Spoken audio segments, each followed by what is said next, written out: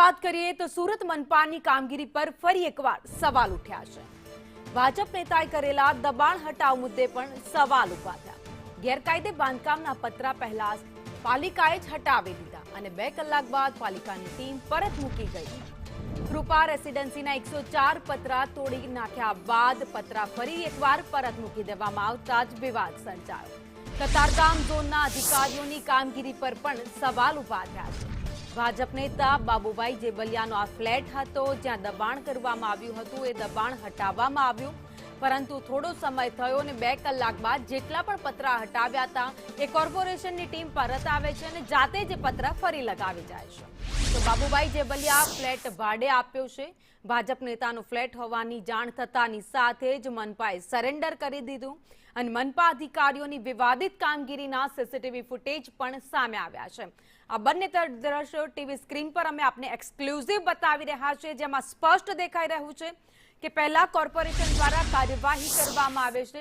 ફ્લેટની બહાર જેટલા પણ ગેરકાયદે પતરા લગાવવામાં આવ્યા હતા એ બધા જ ત્યાંથી ઉઠાવીને લઈ જવામાં આવે છે અને જ્યારે એમને ખબર પડી કે આ ભાજપના નેતા છે બાબુભાઈ જેબલિયા, એમનો ત્યાં ફ્લેટ આવેલો છે અને તેના ખબર પડ્યાના 2 જ કલાકમાં કોર્પોરેશનની એ જ ટીમ ત્યાં પરત આવે છે અને ત્યાં પતરા ફરીથી લગાવી જાય છે।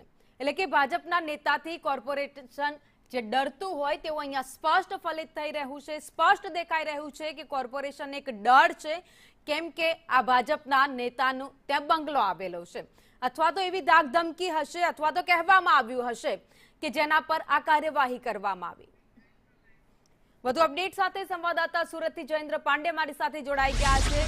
જયેન્દ્ર, કોર્પોરેશનની કામગીરી પર સ્પષ્ટ સવાલ અહીંયા ઉભા થાય, કારણ કે 2 કલાક પહેલા દબાણ હટાવવામાં આવે અને જ્યારે એમને ખબર પડે કે આ ભાજપના નેતાનો બંગલો અહીંયા આવેલો છે બાબુભાઈનો, અને 2 જ કલાકમાં કોર્પોરેશનની એ જ ટીમ પાછી આવે ને પતરા લગાવી જાય।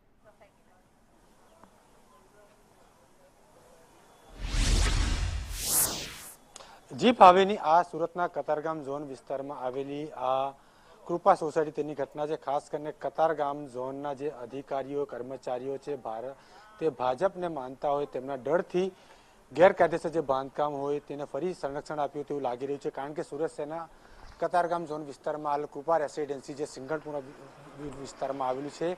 તમને આ જે આખો બિલ્ડિંગનું જે વિવાદની વાત બતાવું તો સ્ક્રીન ઉપર આ જે આખું જે એપાર્ટમેન્ટ છે ને, એપાર્ટમેન્ટ ઉપરથી તમે નીચે તમે બતાવીશ આ જે દુકાન જે છે, દુકાન તમે સ્ક્રીન ઉપર દુકાન જોઈ રહ્યા છો, આ અહીં ગેલેરી છે અને આ ગેલેરીમાં જે છે તેમના દ્વારા જે નામ આવી રહ્યું છે સામે તે બાબુભાઈ જેલબિયા, તેમના દ્વારા દુકાન ચીની દેવામાં આવી હતી અને ત્યારબાદ જે છે અંદરથી જે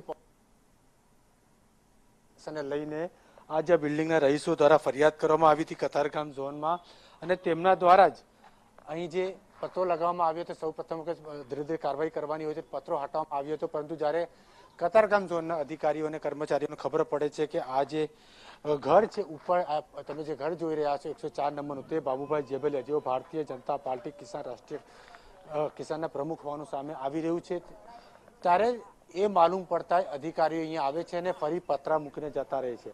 આપણે હવે વધારે વાત ન કરતા ફરિયાદી બેન પાસે જઈશું। ઉષાબેન, ઉષાબેન જણાવશો, તમે ફરિયાદ કરી છે, આ આખો મામલો શું છે બેન? હું પાલવ પાર્ક સોસાયટી 2 નંબરમાં રહું છું અને આ ફ્લેટ બાંધ્યા પછી દુકાન બનાવવામાં આવી છે। આ તમને દેખાશે કલર કરેલો છે ને આને નથી કરેલો। ફ્લેટ બન્યા પછી આ દુકાન બની છે। હવે અમને એનો કાંઈ વાંધો નહોતો, પણ હવે ઉપર પાછા પતરા નાખીને શેડ બનાવ્યો છે આખો। હવે એની અમે અરજી આપી 4/6, હવે અરજી આપી એટલે ના 4/6 તોડી ગયા। અમે અરજી આપ્યા પછી હવે તોડી ગયા અને 2.5 કલાકમાં પાછો સામાન મેકી ગયા છે, પતરા અને આઈડિયા બધી લોખંડની એંગલો। હવે એ 2 દિવસ પછી લોખંડની એંગલો બી લગાવી ગયા એસએમસી વાળા આવીને અહીંયા, અને અમને એ બૈરી કહે છે કે મારી અરજી કરી છે તમે, તો હું તમને શાંતિથી અહીંયા રહેવા નહીં દઉં। અચ્છા ઉષાબેન, જણાવશો આ જે બાબુભાઈ જેબલિયાનું પોતાનું જ ઘર છે કે પછી એનું નામ લખ્યું છે બોર્ડ ઉપર ને, રહે છે કૃષ્ણા પટેલ, એટલે ભાડે આપ્યું છે તમને? હવે એ કહે છે કે હું ભાડું જ છું, હું મારું પોતાનું છે। હવે આમાં સાચું કઈ જણાતું નથી અને કોનો ઉપર હાથ છે હું ખબર। અચ્છા બેન, આ પાછી એસએમસી ના અધિકારીઓ અને કર્મચારીઓ મૂકીને જતા રહેતા, આમ ફરી પાછી ઝોનમાં તમે ગયા હતા પૂછવા માટે, તમે શા માટે આવું કર્યું? હા પૂછ્યું તો કે ગરીબ માણસ છે. હવે જે મિત્સુબિશી ના એસી વાપરતા હોય, ડબલ ડોર ના ફ્રીજ વાપરતા હોય, આવા ફ્લેટમાં રહેતા હોય, એ ગરીબ માણસ છે? હા, અને અમે કઈ મફત થોડા રહીએ છીએ કે અમને આ દબાવી જાય આવી રીતે? આપનું મકાન કયું બેન? બીજા નંબરનું એટલે આ ગેરકાયદેસર આખું મકાન જ છે ને એની ઉપર બિનકાયદેસર પતરા નાખવામાં આવ્યા છે. બિલકુલ કે જે ગેલેરીમાં જે આ વચ્ચે જ આખું ફ્લેટની અને સોસાયટીની માર્જિંગની જગ્યા પર દુકાન બનાવવામાં આવી છે અને એની ઉપર બી બાંધકામ કરવાનું કહે છે, એમ વાત છે. હવે આ આટલું તોડાઈ કાઢો તો આપની મહેરબાની. શું થયું બેન? એમ કહે છે કે તમને શાંતિથી રહેવા નહીં દો એમ કહે છે. એટલે આવું તમને કહ્યું હતું? હા, અમને કહ્યું હતું જ્યારે પતરા નાખવાના હતા ત્યારે કે તમને લોકોને શાંતિથી જીવવા દેવ છો, હવે તમે લોકો રહેવો. અમને ધમકી આપે છે. એટલે એ ફરિયાદ આપ્યા પછી થયું હતું? પછી છે તો હવે હું તમને થોડી અહીં શાંતિથી રહેવા દઈશ.